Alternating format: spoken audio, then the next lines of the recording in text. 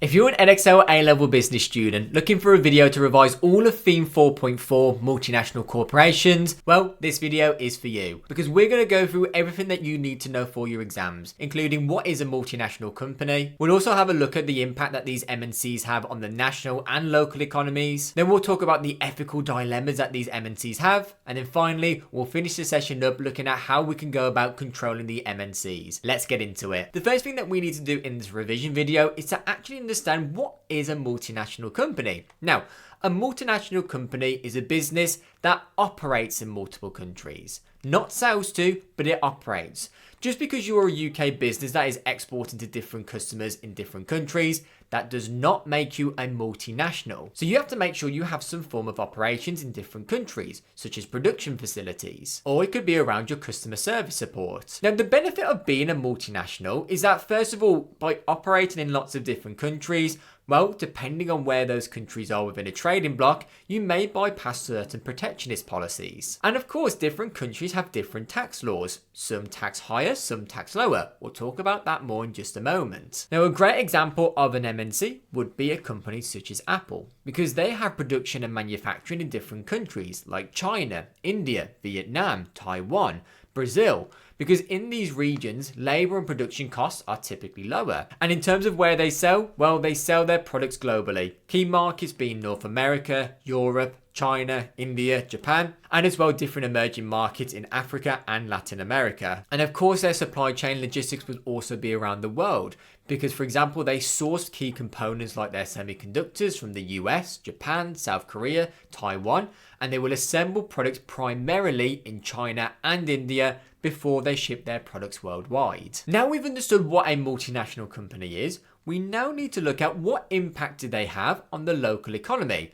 Now there's a few different factors, starting off with the local labour. Now if you remember earlier on in theme 4, there's a reason why countries want to attract foreign direct investment. Because if these large multinational companies set up their production facilities within my home country, then you're going to be providing my local people with employment. And it's not only that, because let's say if the country that we're in is less developed than the multinational company's home domestic country. Well, the thing is, that country will have more advanced methods. They may have their own educational systems, which they can then bring to our local economy. But the problem is, and we're going to really explore this in the ethical dilemmas of these multinational companies, is that it can be typically seen that they're exploiting labour in these developing countries because they want to get away with really cheap labour. And as well, they can get away with poorer working conditions because the labour laws in that country isn't as strict as they may be in their home country. Another key way that it may impact the local economy will be the local businesses surrounding that multinational company. Now we could say that the local businesses start to benefit from it. So for example, if that multinational company looks at foreign direct investment, sets up some production facilities in that specific country, well, local businesses such as engineers, construction businesses, electricians,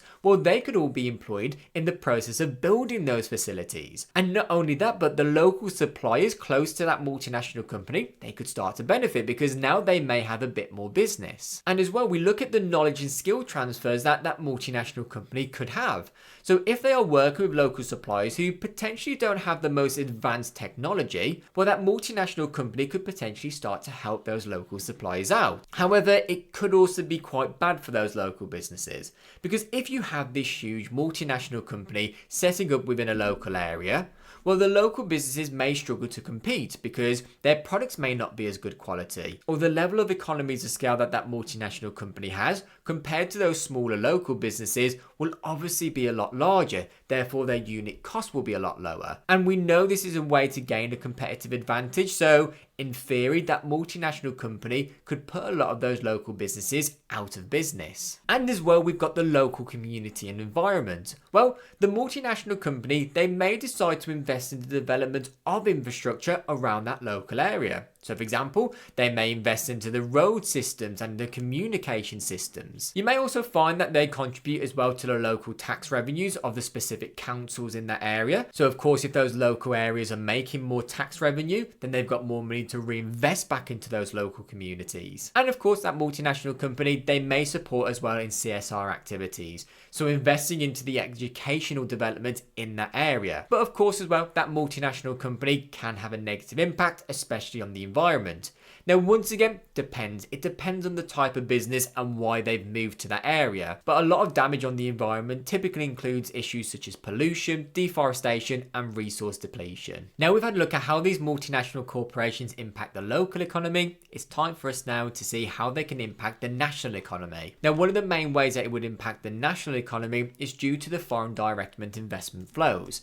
Now, we spoke about FDI quite a lot throughout Theme 4, and we know that it brings money into the country from these overseas businesses, and that can help positively contribute to the economic development of that specific country. Because this investment, it would lead to the creation of new jobs, as the multinational company, they will establish, of course, their operations and hire those local workers. But not only that, it increases the tax revenue for the government through those corporate tax rates, employee income tax, and of course any other indirect taxes. And not only that, but the FDI will also support with the infrastructure development. So the development of physical infrastructure like the road networks, or it could be around the communication networks. And all of these factors combined typically just lead to more economic growth within that country. So you could argue the multinational company, it contributes positively to the national economy. Another way that would impact the national economy will be around the balance of payments. Now, when we look at the balance of payments, it's fairly similar to a cash flow. Think the cash flow of a business is all the money coming into the company and all the money going out. But when we look at the balance of payments, it's almost as if the cash flow of the actual country itself. So we're looking at all the money flowing into the country versus all the money flowing out. Now, of course, you want a positive balance of payments because you're bringing more money into the country. Now, of course, that will depend on the foreign direct investment, the level of importing and exporting. Now, in theory, the multinational company could actually benefit the balance of payments of the country that they're going to. Because first of all, they've got foreign direct investment going into that country. And not only that, if we are looking at production facilities there, well, they may be producing the products and services and then exporting that across seas. And of course, if we're exporting products, more money is flowing into the country. So once again, the MNC could have a positive impact on the national economy. Another way that multinational companies could also impact the national economy, and I think we spoke about this quite a lot once again throughout Theme 4, will be around technology and skill transfer. Now, of course, those multinational companies, when they expand into a country, they typically bring the transfer of technology and skills to that local workforce. Because of course, if the skills of the local employees aren't up to standards, then the business would have to invest into training. And as well, if their local suppliers aren't necessarily equipped with the best technology, well, once again, the multinational company may help those local suppliers out, providing them with advanced technology and automation. And the reason why a business would want to do this is to support those local suppliers, because they need them to be operating at higher rates of efficiency and productivity. Because if they're improving their efficiency, that will help the multinational company improve their efficiency and productivity as well. And it's not only the partners of that multinational company that could benefit from it, because the competitors for that multinational company could potentially look into them and see, well, what are they doing? What technology are they using? And reverse engineer that to include that within their own automation and production process. And of course, something that I've already mentioned, but if the employees in that country don't have the necessary skills, well, of course, the multinational company would want to invest into training. Now, those employees, they may not want to just stay at that multinational company. They may then leave. They may leave to their competitors, take their knowledge with them, or they may set up their own businesses. And what you'll start to see is that the skills and the knowledge that they learn will start to spread across the nation. The consumers as well who live in that country will also be impacted by the multinational company moving there. Because first of all, well, that multinational company increases the level of competition. Now, we know competition can be a healthy thing. It provides consumers with more choice, and it puts a lot of pressure on these companies to try and innovate more or price themselves more competitively. So from a consumer's perspective, especially in the short term, it can be really beneficial for them. But the only thing that you could potentially look at in terms of evaluating that is that over the long term, is that multinational company potentially putting those local businesses out of business? So in the short term, yes, it increases the level of competition. But if those local businesses can't keep up with the competition, then that multinational company may start to form a little bit of a monopoly, which we know can be quite damaging for the consumers as it provides them with less choice, and the monopoly has more power now to increase their prices. We can also as well look at how it may influence the culture of the businesses who are within that country. Now, The multinational company, they may introduce their own business culture to that nation. And it could be a really successful culture. It could be really efficient or effective. And their culture can then have a bit of a knock-on effect about how those local businesses now start to act. A great example, think Toyota. When they introduced lean manufacturing and Kaizen, which we know is the continuous improvement, when they introduced these principles and culture to the Western world, it really revolutionized the way we produce. Because the just-in-time system, that started to reduce waste and improve productivity. And these cultures and practices started to influence those major Western car manufacturers like Ford and General Motors. And actually those companies who implemented that culture from Toyota, well, they started to see benefits. Their quality was improving. They started to see less waste as well. And the final way these MNCs impact a national economy will be around the tax revenues and this concept called transfer pricing. Now, first of all, let's look at the tax revenues.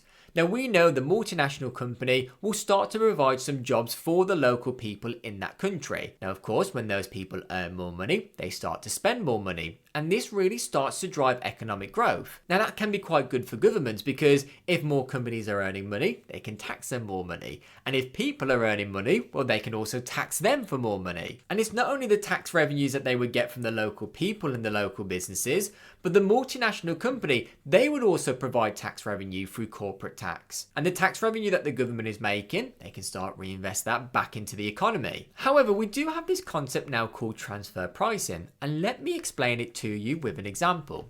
Now, let's say we did have this US company and they were a multinational company where they produce all of their goods in America, but they have now set up their headquarters in Ireland. Now, both the US factory and the Irish headquarters are part of the same multinational company.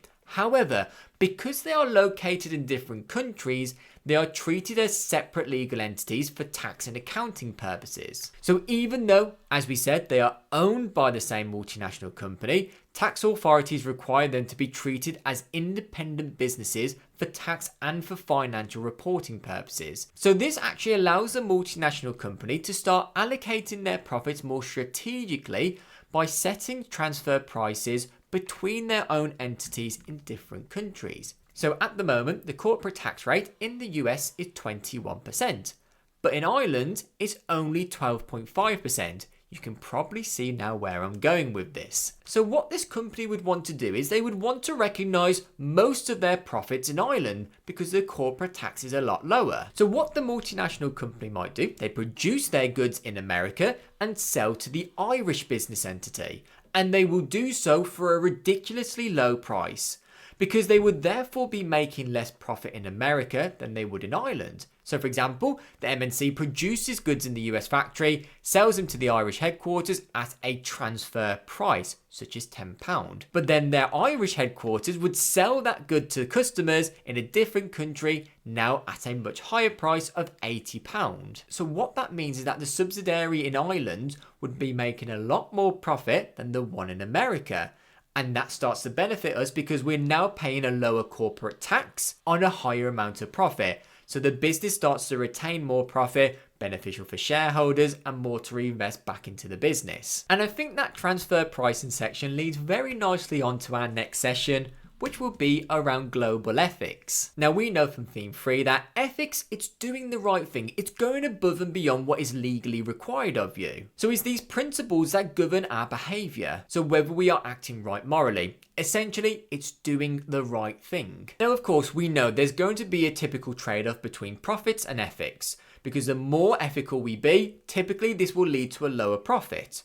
But the less ethical we may be, it could lead to having more profits. Now, when we look at global ethics, we need to take a look at some stuff in a bit more detail. Starting off with stakeholder conflicts. Once again, we know what stakeholders are. These are any individuals or organizations or entities that have a vested level of interest in our business. So for example, employees, customers, suppliers, the government, and so on. Now, as we said, with these ethical decisions, there's typically that trade-off between being ethical and making more profit. So when we looked at theme 3, we looked at these two concepts, the shareholder approach versus the stakeholder approach. So typically there will be some conflict between what our shareholders want and what our stakeholders want. So an example that explains this is that consider your shareholders, they want the company to be making as much profit as possible. So they get more dividends, their share price increases. Now, For profits to increase, typically we need to cut our costs extremely low, and this is why our multinational companies tend to set up in these developing countries, because they know they can get away with charging those employees a really low salary and a really low wage. Now, ethical standards would say your stakeholders would begin to conflict with this, because your employees, you should be paying them fairly, you shouldn't be taking advantage over them. So we have those conflicts between different stakeholders and the company making more profit, which once again, it leads me quite nicely onto the pay and working conditions of these global businesses. Now we know in countries such as the UK and the US, we have fairly strict rules and guidelines, including the minimum wage. And this just ensures that you aren't exploiting workers, you're paying them a decent living, and you're also looking after them as well. Now the problem is the rules and regulations the UK set around protecting labour isn't necessarily as strict across all countries in the world. So as we said, most companies, they will shift their production overseas to take advantage of lower labour costs and reduce investment into employee welfare. We know this is not necessarily deemed the most ethical thing to do, because there's been upsetting stories in these developing countries where the labour laws aren't really that strict, that employees are working in these poor working conditions, and sadly, some of the people have actually lost their lives working in these businesses. Now, of course, the ethical dilemma is that, well, surely these multinational companies who can afford to should pay those employees at a higher rate. Now, once again, this issue actually happened with Nike, because we know Nike have moved most of their production overseas in these developing countries. Now, what Phil Knight admitted is that they understood it was a bit of an ethical dilemma. So, one of the solutions was to increase the salaries and the wages of their factory workers, similar to what they would get if you were producing either in America or in the UK. Because what actually happened is that these shoe factory workers were actually being paid more than 10 times the amount of the highly educated professionals in that country. So, for example, you had these doctors investing in their education 5-6 years plus at university, spending lots of money. They were being paid a sliver of the amount that these shoe factory workers were being paid. And what actually happened is that within these countries, you saw a bit of economic imbalance. You saw these highly educated professionals resenting their work because they weren't being paid anywhere near the amount that these shoe factory workers were. And there was also a lot of fear around inflation. So what Nike had to do, they had to go back to the original salaries. So even though we have this ethical dilemma, it's not as simple as just increasing the salaries and wages. Another key issue around the ethics of these global businesses will be around the environmental conditions. Now, once again, within the UK, we have fairly strict laws around how businesses are subject to reporting their greenhouse gas emissions and what they must do in order to minimise their environmental impact. Now, that's within the UK. Not all countries around the world, though, have as strict laws as we do. But what we find is that these multinational companies, they tend to move to countries where the environmental laws aren't as strict. But of course, when we look at ethics, it's not just about doing what is legally required of you. It's about going above and beyond and doing the right thing. But the problem is these multinational companies, they want to operate as cheaply as possible so their profitability increases. So because they've got these large-scale operations, we find that they are contributing more to pollution. And something that we've mentioned quite a bit, but these multinational companies, they tend to set up part of their operations in these developing countries to help reduce their costs. But the problem is with these developing countries is that their infrastructure isn't as developed. So for example, they may have less effective waste disposal systems. So once again, these multinational companies, when they do have waste, they don't have effective ways of disposing this, once again causing that environmental damage. Another key factor that we'll also look at with these ethical issues of global businesses will be around the supply chain considerations. Now, because of globalization, we know that countries across the world are more connected than they ever have been before. So what we find is that businesses now have to be fully transparent about their entire supply chain. Because let's say, for example, a company in the UK, they may not directly be doing anything unethical. However, they may be working with suppliers in these developing countries that are exploiting their workers, that do provide really poor working conditions. So the reason why a lot of businesses are importing their goods from these developing countries is because of the cheaper costs. So for example, in the UK, our minimum wage is way over £10 an hour. But there's countries who are more developing like Bangladesh where their minimum wage is less than 50p an hour. So it's not about the direct actions of my own company, it's also who am I working with. And unfortunately as well, in these developing countries, child labour is also a common problem. The reason why child labour happens is because they don't have these educational systems that children go to. Instead, from a very young age, children are forced into work to earn money to provide for their families. But the thing is, the labour laws in that country don't necessarily stop this. So it's not necessarily about just the business's internal actions, we have to consider their entire supply chain. And the final ethical thing that we'll look into now will be the marketing considerations. Now, in the UK, legislations require product labels to be fully accurate, ensuring that customers are not misled about the product's content. Now, that seems fair, that seems reasonable. However, this isn't the same across the world, because not all countries will have the same legislation, which can lead to consumers actually being misled by the product. So, for example, in the US, the term natural, it's not that strictly regulated, which allows certain manufacturers to use that on their products, even though not all of the ingredients are natural and maybe of artificial type. But in contrast, within the EU, they have a lot more stricter guidelines around this, because they ban misleading health claims like probiotic unless scientifically proven. So this difference means US consumers may be misled more easily than those in the EU. And as well, different countries will view gift giving very differently. Now in Japan, gift giving, this is a business cultural norm, and it is seen as a sign of respect and relationship building. And it's very common for these companies to exchange gifts within Japan, as this generally is considered more acceptable.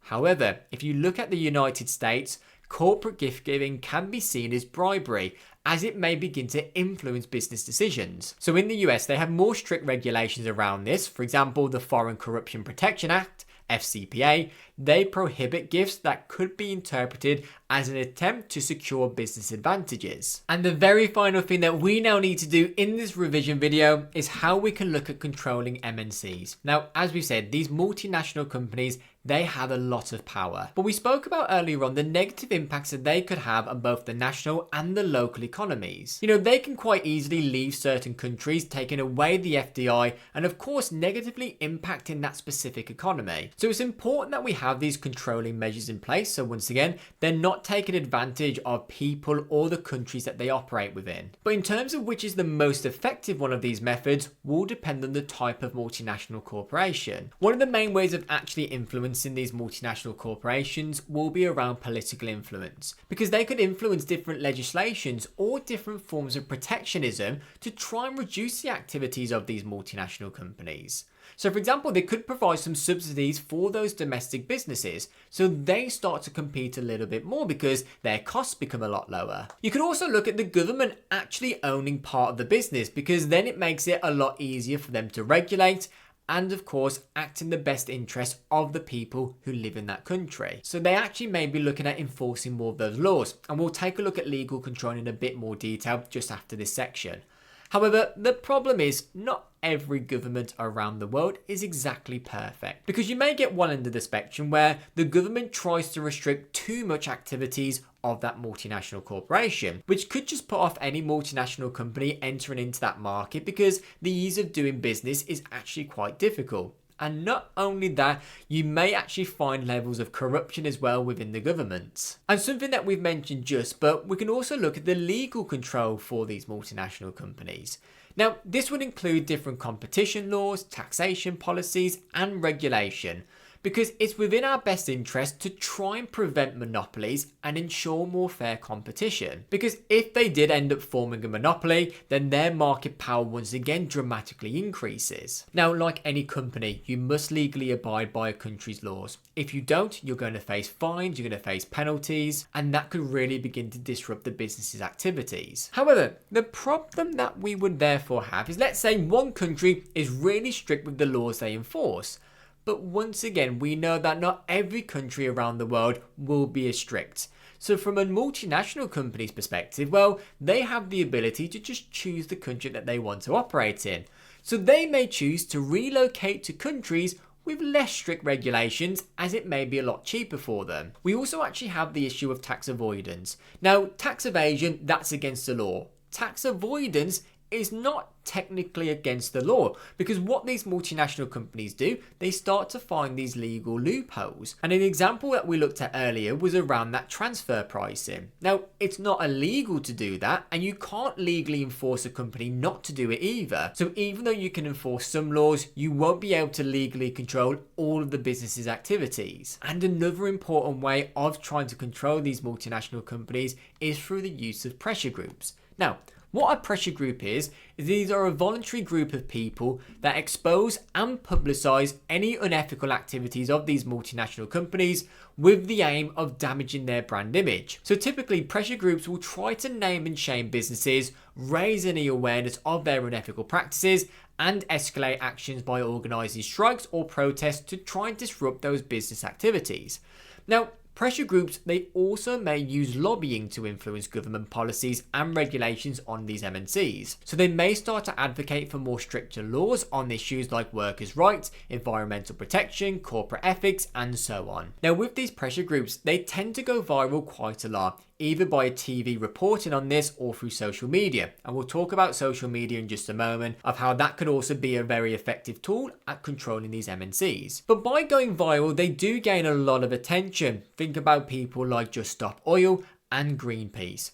So the idea is they want to disrupt the operations of these companies. However, sometimes they are going viral for using inaccurate information, because we know fake news spreads a lot quicker. And not only that, a lot of the disruptions can actually end up backfiring on them. Because when you think about the protests of Just Stop Oil, yes, the message that they are promoting is really useful. However, they've gained a lot of hate across social media. So even though they are trying to strike and stand up for a good cause, they can actually have people opposing against them, which sometimes ends up turning violent. And the very last way of controlling these multinational companies will be using social media. Now, I don't need to tell you guys what social media is, but social media, it's an amazing tool to spread information, increase public awareness, and hold your business accountable.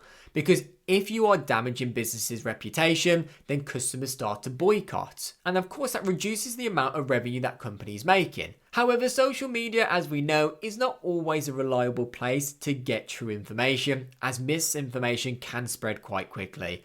And not only that, the online trolls can generate an excessive amount of backlash. So the problem is, we are trying to use these social media platforms to reduce the unethical activities of these multinational companies, but then it can end up backfiring. I really hope these videos have been helping you guys revise for your A-level business exams. Now, if you want to start focusing on your paper 2 revision, I highly recommend you check out our video here on theme 2.1, Raising Finance, because we're going to go through some key aspects of the different internal and external sources of finance. We'll also take a look at our cash flow forecast and much more. Once again, I hope these videos have been helping. Thank you so much for watching, and I'll see you in the next one.